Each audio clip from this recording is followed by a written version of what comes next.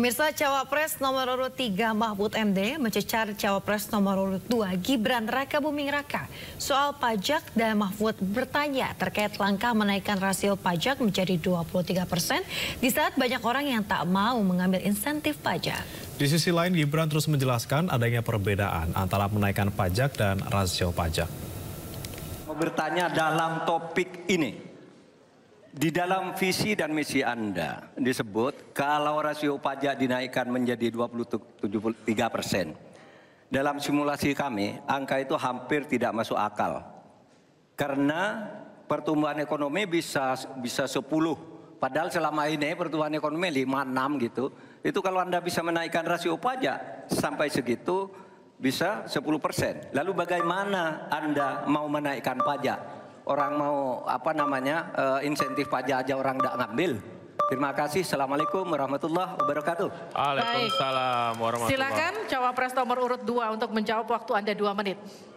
Prof Mahfud, yang namanya menaikkan rasio pajak dan menaikkan pajak itu beda.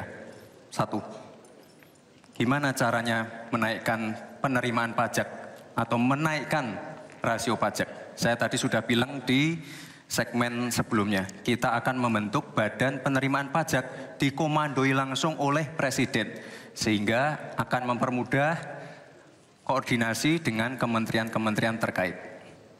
Itu. Jadi DJP dan Bea Cukai akan dilebur jadi satu, sehingga fokus dalam penerimaan negara saja, tidak akan mengurusi lagi masalah pengeluaran. Lalu sekali lagi digitalisasi penting. Saya melihat di Kementerian Keuangan juga sudah menyiapkan, tapi mungkin aplikasinya masih pada tahap testing and enrichment. Kita melihat sudah ada core tax system yang akan disiapkan. Ini nanti akan mempermudah proses bisnis, mempermudah proses administrasi, memperbaiki pelayanan pajak. Misalnya sekarang nanti ketika sistemnya itu keluar, ketika kita akan melaporkan SPT tahunan, kita tidak perlu lagi mengisi dan menghitung, karena sistemnya sudah pre-populated, sehingga tinggal klik, tinggal konfirmasi, selesai. Mempermudah. Lalu untuk masalah pertumbuhan ekonomi, Pak, tadi saya bicara masalah hilirisasi, bicara masalah investasi. Sekali lagi, Pak, tadi saya baru bicara masalah nikel, kita belum bicara masalah tembaga, boksit, timah, tembaga, bioetanol, bioaftur, biodiesel. Kita kalau serius ya, Pak ya, kita benar-benar bisa menjadi raja energi dunia, Pak. Tapi kita harus serius dan harus fokus, dan harus ada keberlanjutan dan penyempurnaan. Matur nuwun, Prof Mahfud.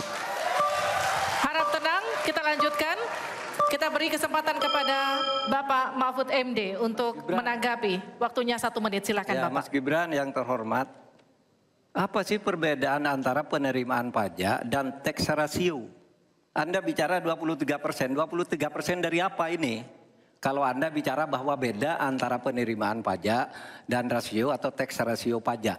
Kan kalau persen kaitannya dengan PDB, apa 23% dari APBN atau apa? Kalau 23% dari APBN itu salah. Karena sekarang aja sudah 82%. Dengan tax rasio sekarang hanya 10,5, sumbangan terhadap APBN itu 20%.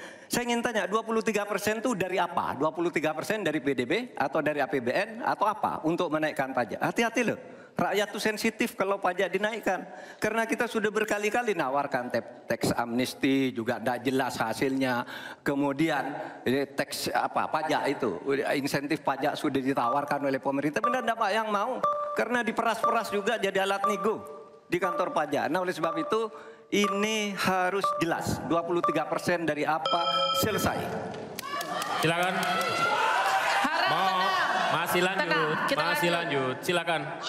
Pak, yang saya klarifikasi tadi adalah tax ratio dan menaikkan pajak, Pak. Itu beda. Kita ini tidak ingin berburu di dalam kebun binatang.